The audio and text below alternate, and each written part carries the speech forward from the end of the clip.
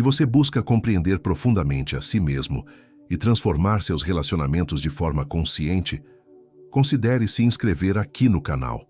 Assim, você garante que continuará recebendo reflexões e ferramentas que vão além das fórmulas prontas e tocam no que realmente importa: o seu mundo interior. Quantos livros de autoajuda sobre relacionamentos você já consumiu? Quantos vídeos com 5 dicas para um relacionamento perfeito já passaram pela sua tela? A psicologia moderna, com suas listas de compatibilidade, técnicas de comunicação não violenta e a busca incessante pelo par ideal, parece ter desvendado todos os mistérios do amor. Mas e se fosse assim, por que tantos de nós ainda nos sentimos perdidos, frustrados e presos em padrões dolorosos? A verdade incômoda é que, embora essas ferramentas e conceitos tenham seu valor, eles frequentemente negligenciam a peça mais crucial desse intrincado quebra-cabeças: você. Focamos tanto em encontrar a pessoa certa, em decifrar os sinais do outro, em aplicar a fórmula mágica para evitar conflitos, que nos esquecemos de olhar para o epicentro de todas as nossas experiências amorosas: o nosso próprio mundo interior. Imagine que seus relacionamentos são como um rádio. A psicologia moderna muitas vezes se concentra em ajustar a frequência externa, a comunicação, os encontros, as red flags no comportamento alheio. Mas e se o problema não estiver na estação que você está tentando sintonizar, e sim na própria capacidade do seu rádio de receber e interpretar os sinais? E se a qualidade da sua transmissão amorosa for diretamente influenciada pela fiação interna, pelas suas próprias ressonâncias, feridas e expectativas inconscientes? Se essa busca por uma compreensão mais profunda, por uma forma de amor que vai além do superficial, ressoa com você, se você sente que sua jornada de autoconhecimento está apenas começando e deseja ferramentas para navegar essa paisagem interior, considere fazer parte da nossa comunidade. Este não é apenas um canal, é um espaço para aqueles que têm a coragem de olhar para dentro. Ao se juntar a nós, você está firmando um compromisso não comigo, mas com a sua própria história e com a pessoa que você está destinado a se tornar. Não são os eventos externos que perturbam os homens, mas sim a interpretação que fazem deles. Epicteto. Essa máxima estoica, escrita há quase 2000 anos, ecoa com uma verdade atemporal que muitas vezes se perde na pressa da modernidade. No amor, assim como na vida, não são as ações do outro que nos ferem profundamente, mas sim a forma como nossa câmara de ressonância interna interpreta e amplifica essas ações. Você já se pegou reagindo de forma exagerada a algo que seu parceiro disse ou fez? Sentindo uma dor lancinante diante de uma crítica que, objetivamente, não parecia tão grave? Ou talvez repetindo um padrão de atração por pessoas que invariavelmente te machucam da mesma maneira? A resposta para esses enigmas raramente está nos manuais de relacionamento tradicionais. Até você se tornar consciente do inconsciente, ele dirigirá sua vida e você o chamará de destino. Carl Jung nos lembra que existe uma vasta paisagem interior, um oceano de conteúdos inconscientes que moldam silenciosamente nossas escolhas e reações, especialmente no campo minado das relações amorosas. Nossas feridas não cicatrizadas, nossos medos mais profundos, nossos padrões de apego formados na infância, tudo isso ressoa dentro de nós, colorindo nossa percepção do parceiro e influenciando a dinâmica do relacionamento de maneiras que sequer imaginamos. A psicologia moderna, muitas vezes focada no superficial e no comportamental, nos oferece ferramentas úteis, sim, mas negligencia a profundidade dessa câmara de ressonância. Ela nos ensina a conversar melhor, mas não nos ensina a escutar o que ecoa dentro de nós mesmos. Ela nos incentiva a buscar a felicidade no outro, sem nos mostrar como cultivar a paz e a integridade dentro de nós. Está na hora de irmos além das dicas e dos clichês. Está na hora de explorar o segredo que a sabedoria ancestral de Jung e o pragmatismo transformador do estoicismo nos revelam sobre o amor verdadeiro e duradouro. Um segredo que não se encontra em listas de compatibilidade ou manuais de comunicação, mas sim na profunda jornada de autoconhecimento e no domínio da nossa própria câmara de ressonância interna. Então, qual é este grande segredo que a sabedoria ancestral guarda e que a psicologia moderna parece ter esquecido? O segredo não é uma fórmula, mas uma mudança de perspectiva. É a compreensão de que o amor não é um evento entre duas pessoas, mas sim uma experiência que acontece antes de tudo dentro de você. O segredo é o domínio da sua câmara de ressonância interna. Imagine que sua psique, sua alma, é como esta sala de concerto. Cada palavra, cada gesto, cada silêncio do seu parceiro é uma nota tocada neste espaço. A nota em si é neutra, mas a forma como ela ecoa, a reverberação que ela cria ao tocar nas paredes da sua história, das suas feridas, dos seus medos e dos seus desejos, isso é o que define a sua realidade emocional. Isso é o que transforma um simples comentário em uma ofensa mortal, ou um pequeno gesto em uma prova de amor eterno. Esta câmara não é vazia. Ela é mobiliada pela sua vida inteira. E aqui a sabedoria de Jung nos oferece a primeira chave para desvendar o segredo, o fenômeno da projeção. Jung percebeu que nós raramente vemos as pessoas como elas realmente são. Em vez disso, nós as usamos como telas em branco para projetar os filmes que rodam incessantemente em nosso inconsciente. Nossos complexos, aqueles nós emocionais não resolvidos e nossa sombra, as partes de nós que reprimimos e negamos, são os rolos de filme. Quando nos apaixonamos loucamente, muitas vezes estamos apenas projetando nosso ideal de perfeição, nosso arquétipo de salvador ou de alma gêmea. Estamos apaixonados pelo filme, não pela tela. Pense no padrão que se repete na sua vida amorosa.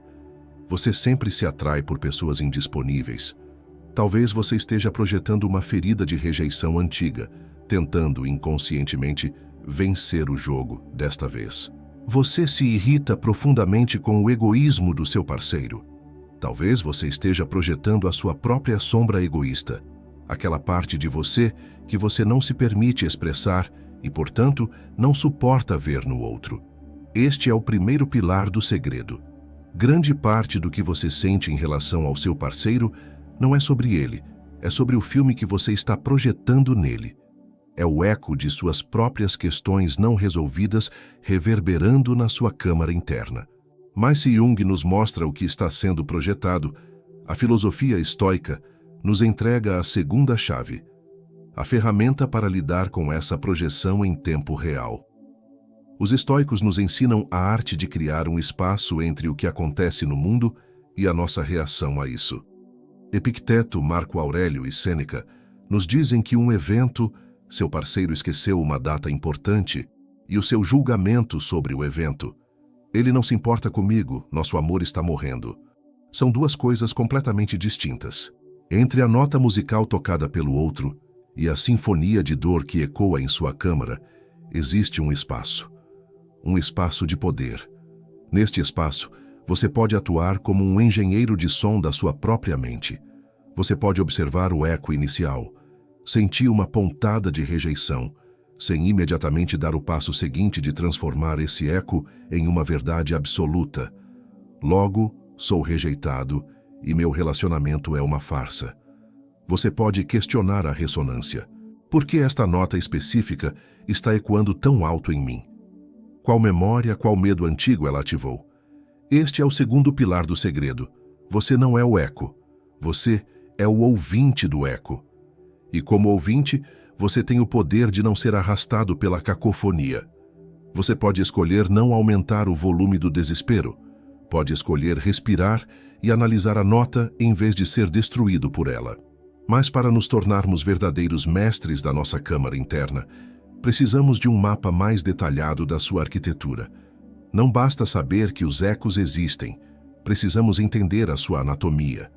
Por que certos sons nos destroem enquanto outros nos elevam? A resposta, novamente, está na fusão da psicologia profunda com a sabedoria estoica. Todo eco doloroso que reverbera em nós é composto por dois elementos fundamentais: a ferida primordial e o julgamento automático. A ferida primordial, em termos junguianos, é o nosso complexo dominante.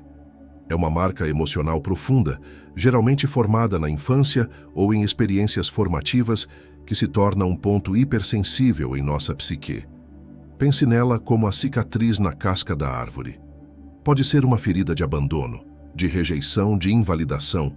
Você nunca é bom o suficiente, de injustiça ou de desamparo. Esta ferida não desaparece. Ela se torna um centro gravitacional de energia psíquica. Quando um evento no presente, uma palavra, um olhar do nosso parceiro, toca, mesmo que de leve, nessa ferida, a reação não é proporcional ao toque. A reação é proporcional à dor original da ferida.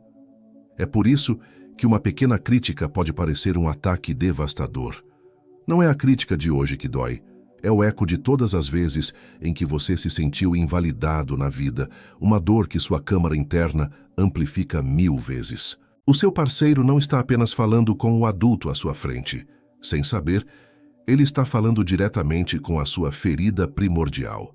E essa ferida não responde com lógica, ela responde com a dor avassaladora da memória emocional.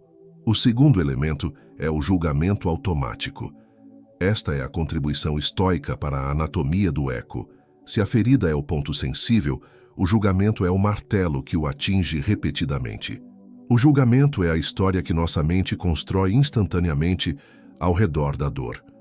É uma crença rígida, uma sentença que proferimos sem qualquer deliberação.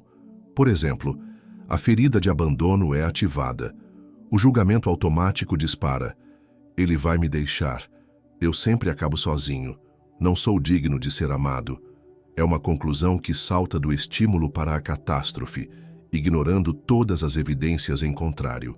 É a nossa mente tentando, de forma disfuncional, dar sentido a uma dor avassaladora, criando uma narrativa que, embora dolorosa, é familiar. O verdadeiro trabalho de autodomínio começa quando aprendemos a separar essas duas coisas. Podemos honrar a dor da ferida. Isto dói, é um sentimento antigo e profundo de rejeição que está vindo à tona, sem nos casarmos com o julgamento automático. Portanto, a história de que sou indigno de amor é a verdade absoluta. É a diferença entre sentir a dor da queimadura e acreditar que você é e sempre será fogo. Para aprofundar ainda mais, Jung nos ensina que esses padrões não são apenas pessoais. Eles se conectam a moldes universais da experiência humana, os arquétipos. Nos relacionamentos, frequentemente somos possuídos por arquétipos que ditam nosso roteiro de forma inconsciente. Você se reconhece no arquétipo da criança eterna, puera eternus ou puella eterna? Aquele que busca no parceiro a mãe ou o pai que irá cuidar de tudo, que teme o compromisso como uma gaiola e que vive na fantasia do "e se houvesse algo melhor ali na frente?"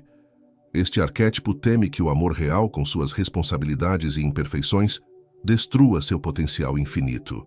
Ou talvez você opere a partir do arquétipo do Salvador, ou mártir, aquele que se sente irresistivelmente atraído por parceiros quebrados, problemáticos, que precisam de conserto. Você encontra seu valor e propósito no ato de se sacrificar, de suportar, de amar o outro mais do que a si mesmo. Mas no fundo, este arquétipo teme olhar para o próprio vazio e, ao focar em salvar o outro, evita a tarefa assustadora de se salvar. Há também o arquétipo do juiz, que busca a perfeição e encontra falhas em tudo e em todos, mantendo o parceiro e a si mesmo em um padrão inatingível de exigências. Ou o arquétipo do órfão, que acredita que não pertence a lugar nenhum e que qualquer sinal de amor é apenas um prelúdio para o inevitável abandono, sabotando a conexão antes que ela o machuque. Identificar o arquétipo que domina sua câmara de ressonância é libertador. Permite que você veja o roteiro que está seguindo. Você não é seus padrões. Você é a consciência que pode observar esses padrões. E como ensinam os estoicos, uma vez que você observa o padrão, você não é mais um escravo dele. Você ganha a opção de não seguir o roteiro. Você pode ver o impulso do Salvador surgindo e escolher conscientemente não pegar para si a responsabilidade pela felicidade do outro. Você pode sentir o medo da criança eterna e, mesmo assim, dar um passo em direção ao compromisso maduro. Esta análise profunda da anatomia do eco a ferida primordial, o julgamento automático e os arquétipos dominantes, é o verdadeiro segredo que a psicologia de autoajuda raramente aborda. Ela exige que paremos de procurar soluções fáceis do lado de fora e comecemos o trabalho corajoso de nos tornarmos arqueólogos da nossa própria alma. É um trabalho que transforma o amor de um jogo de sorte em um caminho de maestria. Compreender o segredo da câmara de ressonância interna é o primeiro passo. Mas o conhecimento sem a prática é como um mapa sem a jornada. Então, como podemos no dia a dia nos tornar os mestres da nossa própria acústica interior? Como podemos aplicar essa sabedoria ancestral para transformar nossos relacionamentos? A resposta está em uma alquimia, uma prática consciente dividida em 3 atos. O primeiro ato da alquimia: o diário das projeções. Este é um exercício de coragem, uma ferramenta para trazer a luz da consciência à escuridão do inconsciente. Sempre que você sentir uma reação emocional desproporcional em relação ao seu parceiro, uma onda de raiva, ciúme ou tristeza que parece grande demais para a situação, pare, respire e pegue um caderno. Este será o seu laboratório. Primeiro, descreva o gatilho da forma mais neutra e factual possível. Meu parceiro não respondeu minha mensagem por 3 horas. Meu parceiro fez uma piada sobre mim na frente de amigos, sem julgamento, apenas o fato. Segundo, e aqui está a magia, explore o eco. Escreva livremente sobre a história que essa nota tocou dentro de você. A história que minha mente criou foi a de que estou sendo ignorado, de que não sou prioridade, de que ele vai me abandonar. E isso me fez sentir exatamente como eu me sentia na minha infância quando... Ao fazer isso, você começa a separar o evento real do filme que você projetou sobre ele. Você para de culpar a tela e começa a analisar o seu próprio projetor. Este é o primeiro passo para possuir sua sombra, como diria Jung, em vez de jogá-la sobre quem você ama. O segundo ato da alquimia: a dicotomia do controle no amor. Aqui, nos apoiamos na rocha do estoicismo. A maior fonte de sofrimento nos relacionamentos é a tentativa desesperada de controlar o incontrolável. Você não controla os sentimentos do seu parceiro, não controla o passado dele, não controla as reações dele. Tentar fazer isso é como tentar comandar a maré. É exaustivo e inútil. Pense em si mesmo como o guardião de um jardim. Você não controla o clima, as tempestades, a seca, o sol escaldante, que podem ser vistos como os humores e ações do seu parceiro. Mas você controla absolutamente como você cuida das suas plantas. Você controla a adubação, a rega, a poda. Você controla a saúde do seu próprio solo. Seu foco estoico no relacionamento é este: cuidar do seu jardim interior. Quais são as suas reações, seus julgamentos, suas virtudes? Um jardim bem cuidado, com raízes profundas, pode suportar quase qualquer tempestade. Quando você foca no que pode controlar, sua própria integridade, sua paciência, sua resiliência, você se torna uma presença forte e estável, em vez de uma folha ao vento das emoções alheias. O terceiro ato da alquimia, a prática do amor, fati conjugal. E agora, a prática mais elevada e transformadora. Uma vez que você aprende a identificar suas projeções e a focar no que pode controlar, você se torna capaz de algo radical: o amor fati, o amor ao destino, aplicado ao seu parceiro. Isso não significa aceitar desrespeito ou abuso, significa amar a pessoa real, inteira, que está à sua frente, e não a versão idealizada que você gostaria que ela fosse. Significa olhar para as falhas, as manias e as feridas do seu parceiro, as mesmas coisas que, por vezes, ativam os piores ecos na sua câmara interna, e compreendê-las não como defeitos a serem consertados, mas como parte da totalidade do ser que você escolheu amar.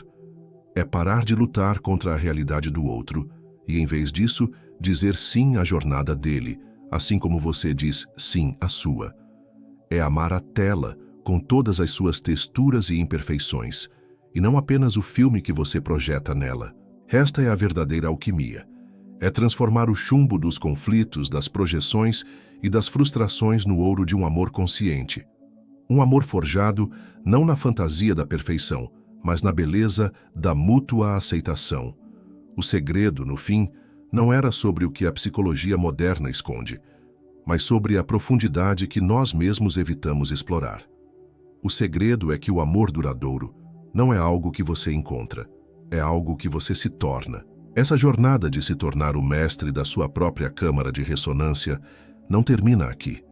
Ela é uma prática diária, uma escolha constante pela consciência em vez do automatismo. E eu quero te fazer algumas perguntas para levar com você.